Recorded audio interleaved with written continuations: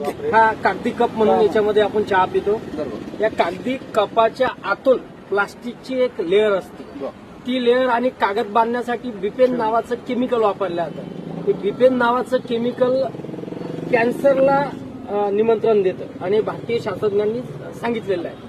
आता बरेचसे लोक म्हणतात हा तर कागदी कप आहे, याच्यामुळे काय होणार आहे. तर एका कागदी कपात चहा पिल्यामुळे 25,000 मायक्रोकण प्लास्टिकच्या आपल्या पोटात जातात एकदा पिल्यामुळे. दिवसातून जर अशी 4 वेळा चहा पिली तुम्ही या कपामध्ये तर 1,00,000 मायक्रोकण प्लास्टिकच्या आपल्या पोटात जातात. ते गेल्यामुळे तुम्हाला 100% कॅन्सर होतो म्हणजे होतो, त्यात काही दुमत नाही. आणि तुमच्याकडे जर समजून घ्या कॅन्सरचा इलाज करण्यासाठी करोडो रुपये असतील तर आपण नक्की घ्या, काही हरकत नाही. हा कप जर फाडून पाहिला तुम्हाला प्लास्टिक दिसणार नाही, पण हा कप जर तुम्ही असं पाण्यामध्ये भिजवला आणि याला थोडंसं असं स्कर्प केलं तर बघा मी तुमच्या समोर दाखवतो तुम्हाला. आणि हे जे प्लास्टिक आहे हे वितळतं आणि वितळल्याच्या नंतर चहाच्या वरती एक थर येतो. आपल्याला असं वाटतं की हा पत्तीचा थर आहे का, चहा घट्ट झाली म्हणून थर आला का, दूध साईचं होतं म्हणून थर आला का, असं आपल्याला वाटतं. तर ह्या सगळ्या गोष्टी बोलायचा भात बोलायचा कडी आहे.